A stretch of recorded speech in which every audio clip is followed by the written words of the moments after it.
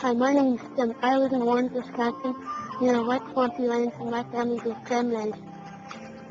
Hi there, my name is Melissa, and I live near Wisconsin Rapids, Wisconsin. I am a Menominee Indian, and Wisconsin tribes have harvested cranberries for hundreds of years.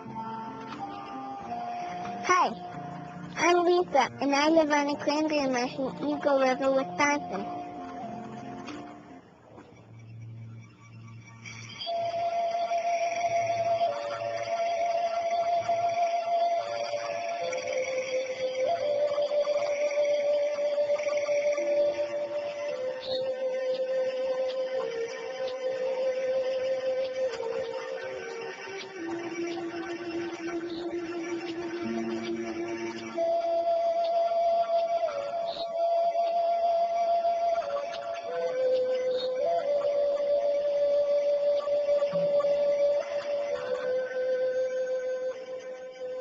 The United States and Canada are the major growing areas of the small red berry known as the cranberry. The places where you'll find cranberries are the states of Washington, Oregon, Massachusetts, New Jersey, and Wisconsin. Today in Wisconsin, cranberries are grown mainly in the middle and northern part of the state. The reason why cranberries only grow in certain areas is very interesting. Long ago, during a time known as the Ice Age, great sheets of ice called glaciers traveled across our land. As the glaciers moved through, they carved out lakes, rivers, and marshes. Marshes, or wetlands, often have lots of water close to the surface of the land. Cranberries need lots of fresh water nearby for sprinkling the vines during the growing season and for flooding. Cranberries need to be flooded when frost could damage the plants or when the berries are ready to be harvested. Climate is important too. Cranberries need both warm and cool temperatures, but growers must protect the plant from both extreme hot and cold weather the year round. Special soil is important. Soil types that cranberries need are acidic, like sand or peat. Peat is rich and dark and usually has a lot of decomposed or dead plants in it. Long before Columbus set sail for America, Native Americans were using the cranberries that were growing wild in the marshlands for many things. The cranberries were eaten fresh, right from the vine, or they were cooked.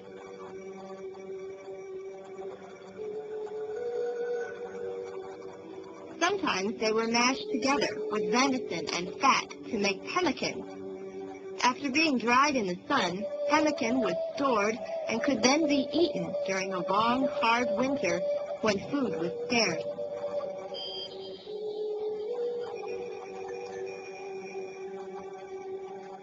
Cranberries were also used to give color to blankets and rugs. Some groups of Native Americans even used cranberries to treat the wounds of poison arrows. The early settlers looked at the pink blossoms of these berries and saw that they looked very much like the head of a crane, a bird that was living nearby in the wild marshes. They named the fruit craneberry, but through time the name changed to cranberry. The cranberry became a popular food with the settlers, and often Native Americans brought baskets full of berries with them to trade for goods and furs.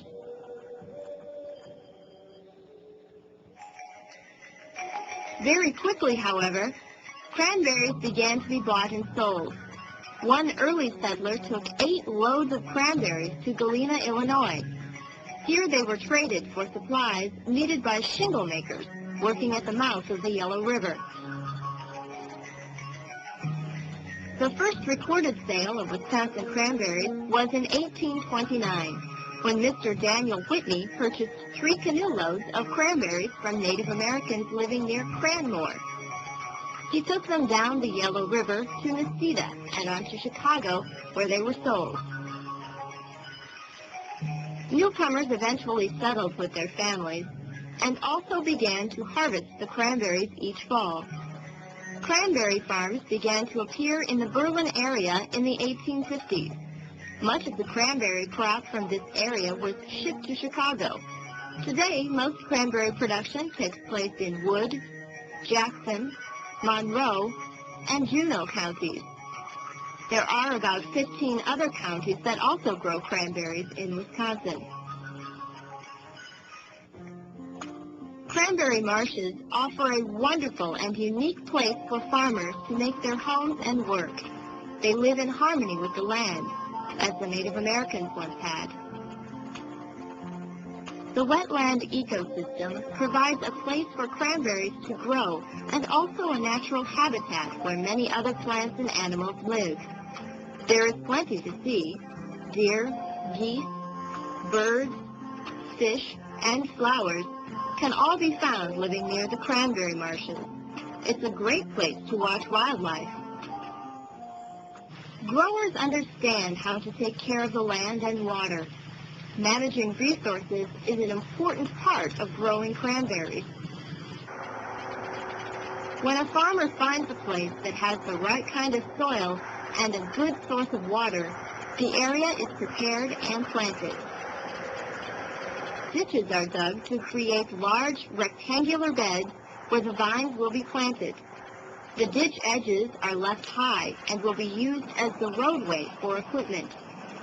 The network of ditches connects everything to the water supply.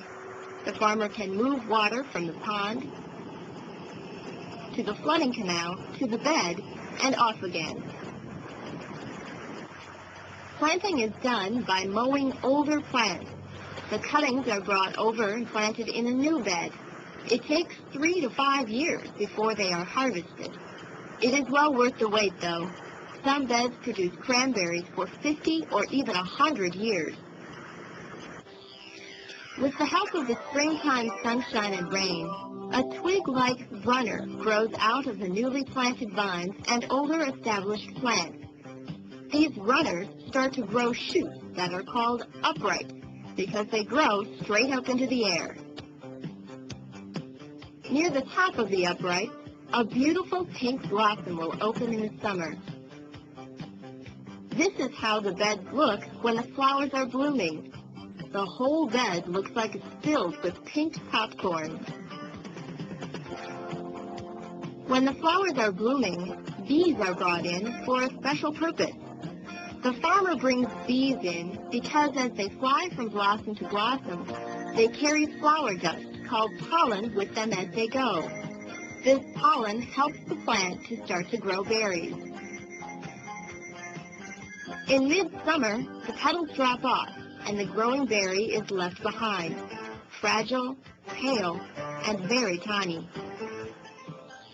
It takes the berries until September or October to grow to full size and to turn just the perfect shade of red. When that happens, the busiest time of year comes to the cranberry marshes, harvesting time.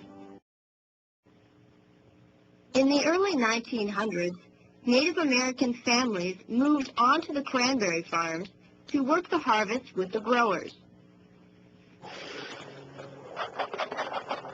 Workers had to comb through fields with wooden hand rakes. The rakes had a row of teeth which would pull the berries up off the vines. The fall harvest brought together the people of the community to work and to socialize. At the end of a long day, many families joined together with friends to enjoy music and dancing. Sometimes the festivities continued until 9 or 10 o'clock at night. During today's harvest, berries are taken from the marshes and shipped to a receiving station.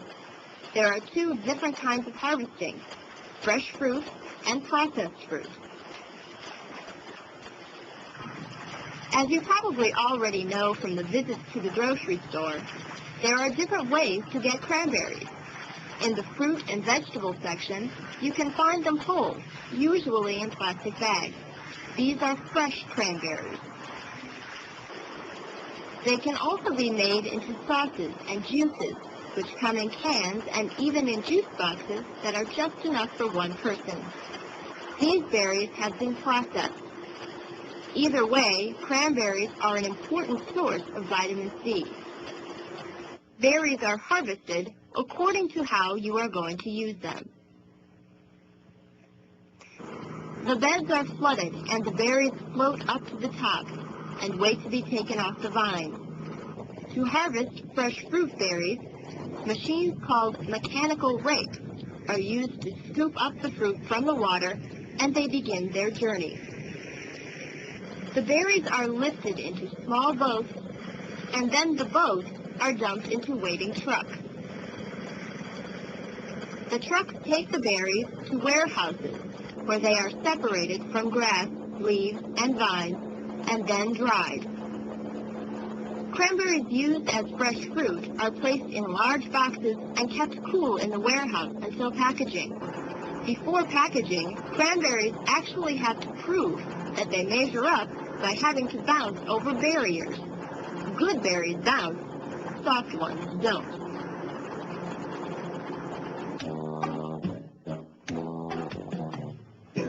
A long time ago, a farmer who had gone into his cellar was carrying some fresh cranberries up the stairs. Near the top, he stumbled and fell, and he spilled his bucket of berries. He found out that the good berries bounced all the way down to the bottom, and the soft, boiled ones stayed up at the top. This is what the bounce test looks like today.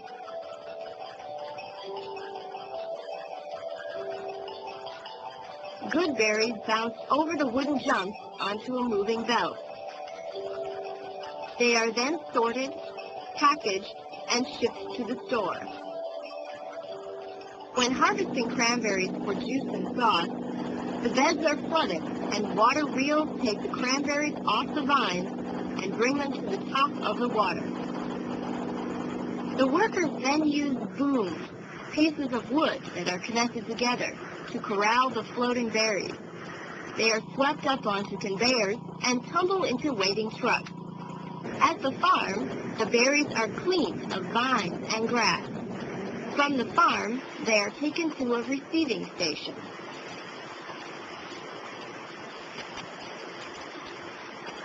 Here they are cleaned, tested for quality, washed, and sorted. The cranberries are packed into 1,000-pound wooden crates and taken to a freezer to be stored until they are processed. At the processing plant, the cranberries are made into juices or sauce, which are then delivered to restaurants, hospitals, schools, or grocery stores across America. Eventually, some are lucky enough to wind up on your kitchen table, while others are shipped to other states. That's amazing. I never knew that Wisconsin cranberry traveled so far. Wow, I sure learned a lot. I especially like how Native Americans grew cranberries in Wisconsin.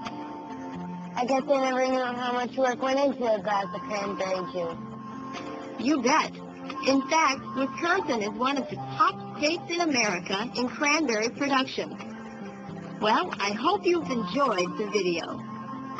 Thanks for watching, and remember, the next time you see a swamp or a marsh, think about the wild beginnings of Wisconsin's #1 fruit.